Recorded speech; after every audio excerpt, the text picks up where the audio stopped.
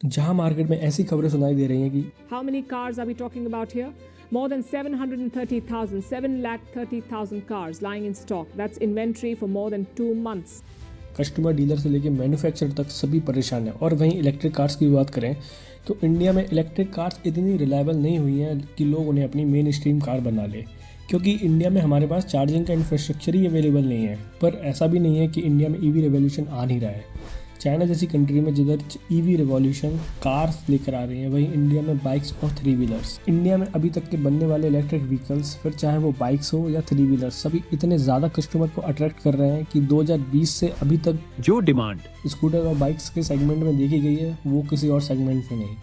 Electric scooter की बात करें तो 2019 में करीब 26,000 स्कूटी और 2020 में 44,000 स्कूटी। 2023 की बात करें तो ये नंबर कुछ 10 लाख के करीब पहुंच गया है। पर आखिर क्या है इनमें ऐसा जो कस्टमर ईवी को इतना ज़्यादा पसंद और प्रेफरेंस दे रहे हैं? आइए जानते हैं। आप खुद ही सोचिए और बताइए आपको एक ईवी में क्या चाहिए। अगर मैं अपनी बताऊँ तो सबसे पहले परफॉर्मेंस, दूसरा प्रैक्टिकलिटी और तीसरा है टीसीओ। टीसीओ मतलब टोटल कॉस्ट ऑफ ओनरशिप।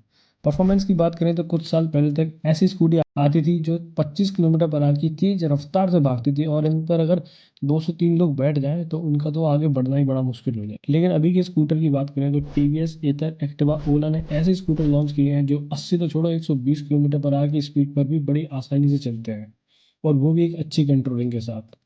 जैसे T V S I cube जिसकी टॉप स्पीड 80 किलोमीटर पर आ रहा है और ये 0 to 44.2 सेकंड में जाता है। वहीं एथर का एपेक्स जिसकी टॉप स्पीड 100 किलोमीटर पर आ रहा है, ये 0 to 42.9 सेकंड में जाता है। और ओला का S1 प्रो की बात करें तो ये तो सबसे तेज 120 किलोमीटर पर आवर की स्पीड और 0 to 40 सिर्फ 2.6 सेकंड में जाता है, जो कि सबसे तेज है इस सेगमेंट में।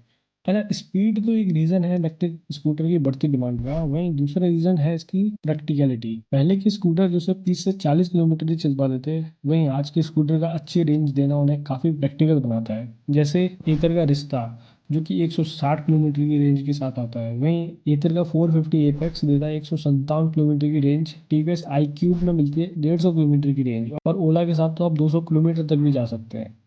तो देखा जाए तो ये सभी स्कूटर प्रैक्टिकल तो है जिनको आप दिन भर यूज कर रात में चार्ज पर लगा सकते हैं। अब बात करते हैं टीसीओ की, जो कि है टोटल कॉस्ट ऑफ ओनरशिप। इसको समझने के लिए अपन को एक छोटा सा कंपैरिजन करना होगा ईवी और पेट्रोल के बीच में।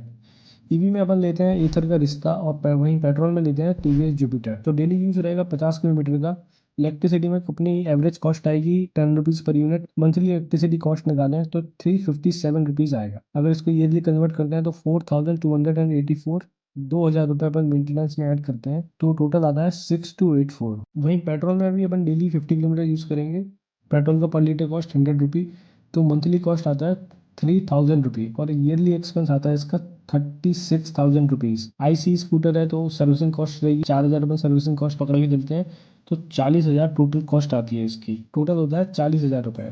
तो अगर आप एक ईवी लेते हैं तो 31,300 तो आप हर क्लियर हर साल बचा रहे हो, और ये तब जब आप इसे सिर्फ 50 किलोमीटर यूज़ करते हो डेली। अगर आप इसे ज़्यादा यूज़ करते हैं तो आपकी सेविंग ये और भी ज़्यादा कर देता है।